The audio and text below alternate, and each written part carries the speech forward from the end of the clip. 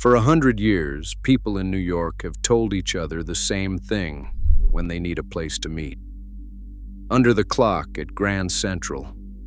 They mean the four-faced brass clock on top of the information booth in the main concourse, the one in every movie set in the station.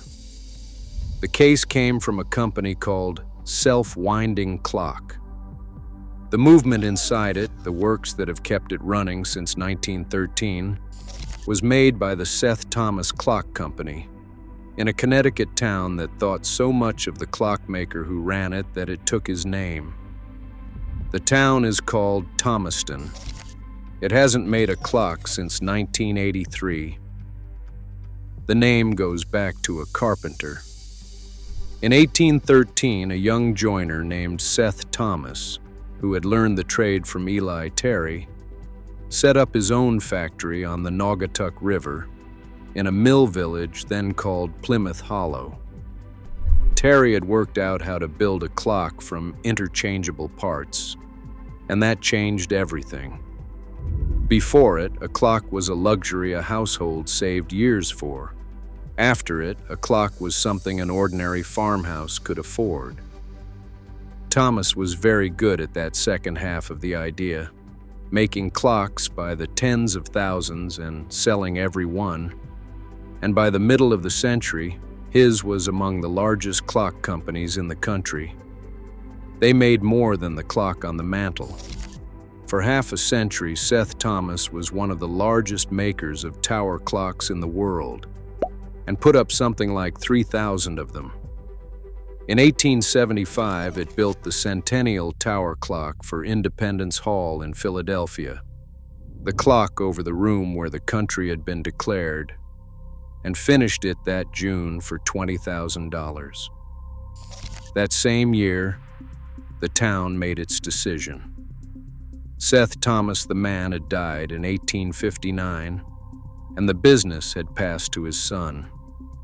In 1875, the western half of Plymouth Hollow broke away, incorporated on its own, and voted to give up its name and call itself Thomaston, after the dead clockmaker whose factory was the reason most of them had work.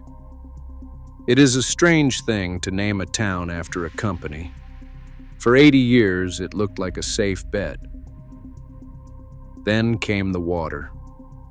In the middle of August 1955, two hurricanes crossed New England within a week of each other, Connie and then Diane.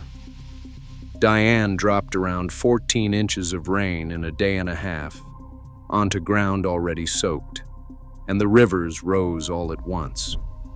The Naugatuck Valley took the worst of it. 87 people died in Connecticut, and the flood went straight through the Seth Thomas works. The company rebuilt, and the factory ran again the next year, but it came back changed.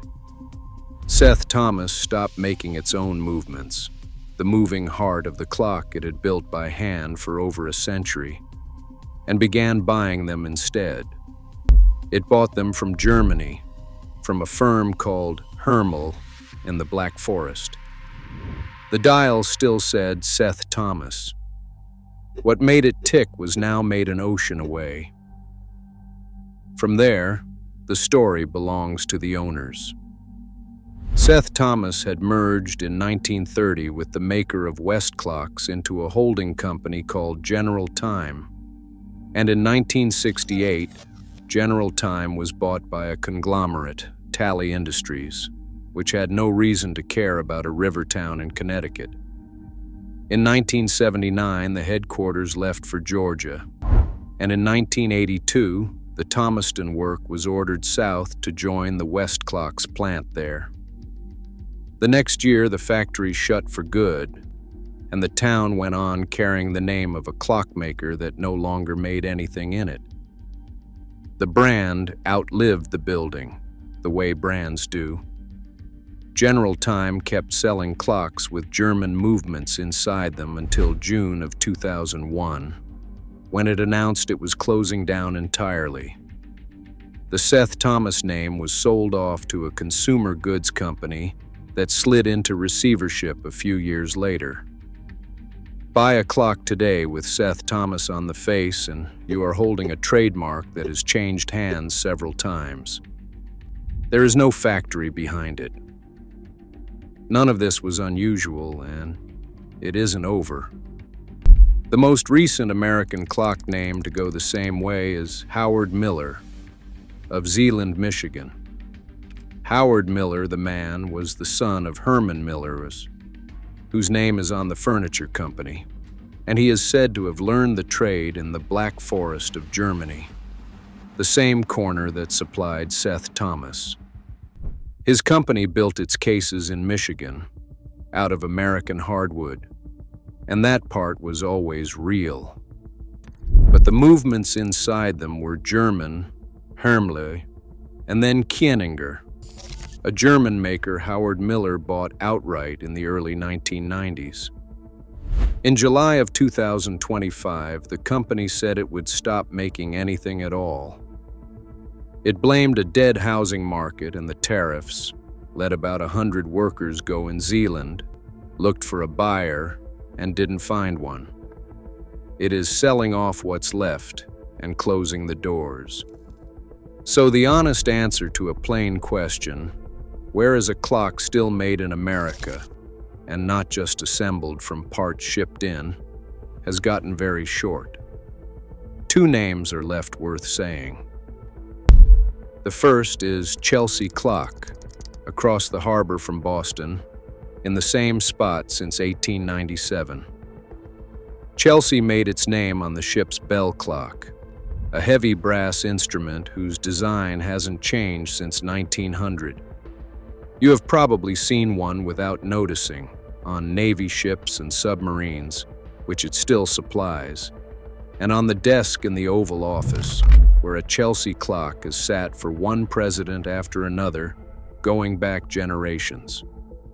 Each one carries a movement of 364 brass parts, cut and fitted in that same building by hand.